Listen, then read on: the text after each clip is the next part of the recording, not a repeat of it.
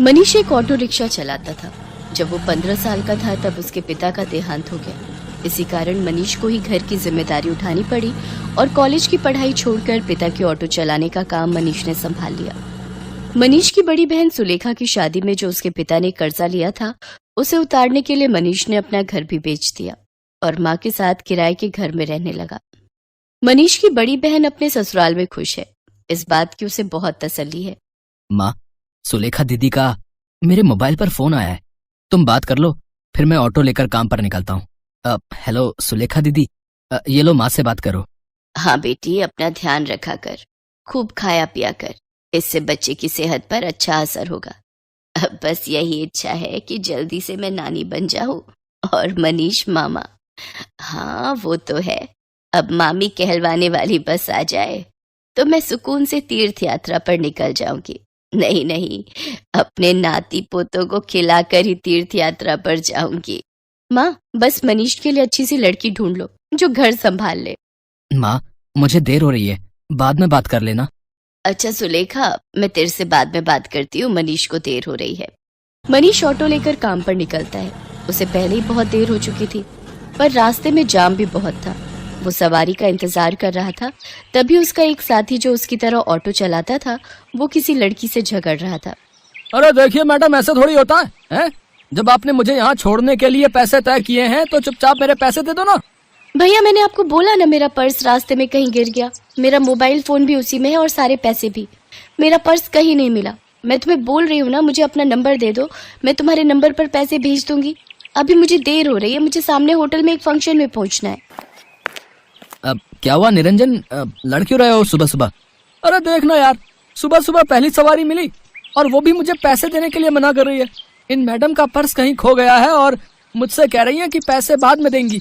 अरे ऐसा थोड़ी होता है भाई। कोई बात नहीं निरंजन, कभी कभी किसी की परेशानी को भी समझना चाहिए। एक काम कर, तेरे कितने पैसे बने मैं दे देता हूँ, ये मैडम मुझे बाद में दे देंगी। मनीष निरंजन को ऑटो के 200 रुपए दे देता है। Thank you so much. मेरा नाम अर्चना है। आप मुझे अपना नंबर दे दो, मैं आपके नंबर पर ऑनलाइन पेमेंट भेज दूंगी। बाकी अगर मुझे देर ना होती तो मैं आपको अभी पैसे दे देती। अब कोई बात नहीं मैम, ये लीजिए मेरा नंबर। अर्चना नाम की वो लड़की मनीष का मोबाइल नंबर ले लेती है और अगले दिन मनीष के मोबाइल पर पैसे ट्रांसफर कर देती है। आपके पैसे मैंने अकाउंट में भेज दिए हैं, आप चेक कर लीजिए। और कल के लिए एक बार फिर से थैंक यू, आपने अनजान होकर भी मेरी मदद की। अर्चना और मनीष बात करने लगते हैं। अर्चना को मनीष से बात करना बहुत अच्छा लग रहा था। उसके बाद एक दो बार अर्चना की मुलाकात मार्केट में मनीष से हो ही जाती है। धीरे धीरे दोनों दोस्त बन जाते हैं। मनीष को पता चलता है कि अर्चना एक बहुत ही अमीर खानदान की लड़की है, तो वो उसे समझाता है। अर्चना, तुम बहुत ही अमीर खानदान की लड़की हो, तुम में और मेरे में जमीन आसमान का फर्क है। मैं एक मामूली ऑटो रिक्शा चलाने वाला गरीब लड़का हूँ। तुम्हारा और मेरा यूं दोस्ती रखना ठीक नहीं है, प्लीज तुम मुझसे मत मिलो। तुम ना मिलने की बात कर रहे हो, पर आज तो मैं तुम्हें अपने प्यार का इजहार करने आई थी। मैं तुम्हें बहुत पसंद करती हूँ मनीष। मैं अपनी आगे आने वाली पूरी लाइफ तुम्हारे साथ मिलकर जीना चाहती हूँ। कहते कहते अर्चना फूट फूट कर रोने लगती है और मनीष उसे गले लगा लेता है। अर्चना अपने मम्मी पापा से इस बारे में बात करती है और जबरदस्ती मनीष से शादी करने के लिए मना लेती है। इधर मनीष भी अपनी माँ और बहन से इस बारे में बात करता है और एक शुभ मुहूर्त में दोनों की शादी हो जाती है। अर्चना का स्वभाव बहुत अच्छा था। उसे इस बात से कोई फर्क नहीं पड़ता था कि उसकी ससुराल गरीब है। ना ही उसने कभी इस बात की कोई शिकायत की। अर्चना, अब तुम मेरे साथ शादी करके खुश तो हो ना? हाँ मनीष, मैंने तुम्हें दिल से प्यार किया है। मैं तुम्हारे साथ बहुत खुश हूँ। माँ जी, सुलेखा दीदी सब मुझे कितना प्यार करते हैं। मुझे तो महसूस ही नहीं हुआ कि मैं अपना घर छोड़कर आई हूँ।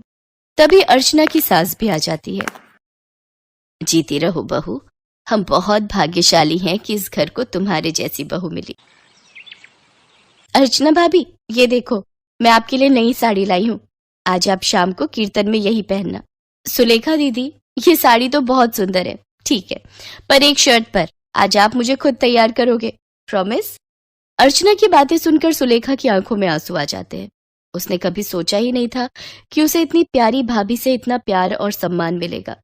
सचमुच कुछ ही दिनों में अर्चना ने सबके दिल में एक अलग जगह बना ली। अब तो अर्चना के बिना कोई भी नहीं रहता था। सुलेखा के बेटा पैदा होता है। इधर अर्चना भी गर्भवती हो जाती है। अर्चना के मां बनने के बारे में जब उसके मम्मी पापा को पता चलता है तो वो उसे मिलने के लिए उसके ससुराल आते हैं, पर अर्चना का घर देखकर दोनों ही मुंह बनाने लगते हैं। अर्चना, तुम अपने मम्मी पापा के पास बैठो, रसोई से चाय और नाश्ता मैं ले आती हूँ। क्या बात है अर्चना, तुम इस हालत में भी घर के काम खुद ही करती हो? तुम्हारे घर में कोई नौकर चाकर नहीं है क्या? कैसी बातें करती हो ललिता तुम जानती भी हो तुम्हारी बेटी किस घर में ब्याही है। यहाँ 2 वक्त की रोटी खाने के लिए भी सोचना पड़ता है। एक टाइम की सब्जी दूसरे टाइम खाते होंगे ये भला क्या नौकर चाकर रखेंगे? नहीं पापा, ऐसी कोई बात नहीं है। माँ जी और मनीष ने तो मुझे कई बार कहा है कि मैं घर में कोई काम वाली रख लूं, पर पूरा दिन मैं घर पर होती हूँ, मेरा भी मन नहीं लगता, और फिर मैं तो कुछ भी नहीं करती, सारा काम माँ जी ही करती है, मुझे उठने ही नहीं देती। ये लीजिए चाय। अर्चना, तुम्हें ये समोसे बहुत पसंद है ना? मैं ये भी हलवाई से खरीद लाई हूँ, अपने मम्मी पापा को भी दो। नहीं, मैं ऑयली फूड कम खाती हूँ। और अर्चना, तुम भी ये सब मत खाया करो, तुम्हें इस टाइम में जूस, फ्रूट्स ये सब लेना चाहिए। बहन जी, आप तो समझदार हैं, ये समोसे वगैरह ये सब बहुत नुकसानदायक है। मम्मी, आप मेरी टेंशन मत लो, माँ जी मेरा पूरा ख्याल रखती है।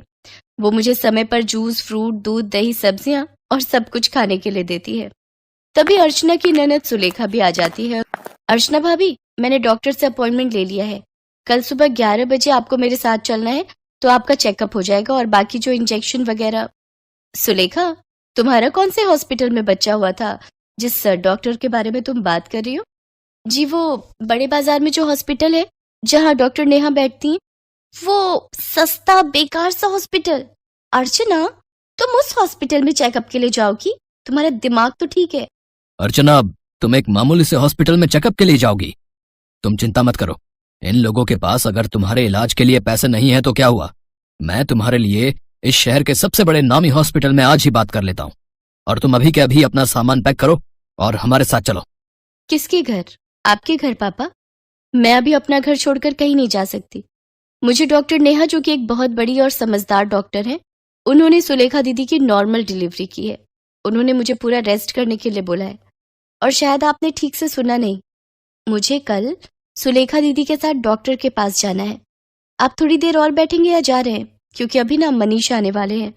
वो शहर में एक नया रेस्टोरेंट खुला है, वहां पर मेरी फेवरेट आइसक्रीम मिलती है, तो आज मेरा वो खाने का प्लान है, तो हम सब डिनर के लिए जाने वाले हैं। अर्चना का ऐसा कोई प्लान नहीं था, ये उसकी सास और सुलेखा जानते थे, पर अर्चना अपने मम्मी पापा को एहसास दिलाना चाहती थी कि उसके ससुराल वालों का और अपमान ना ही करे तो उनके लिए बेहतर है। अर्चना के मम्मी पापा लज्जित हो जाते हैं और कुछ देर बाद वहां से चले जाते हैं। अर्चना की सास और ननद दोनों की आंखों में खुशी के आंसू थे। अर्चना अपनी सास और ननद के गले से लग जाती है।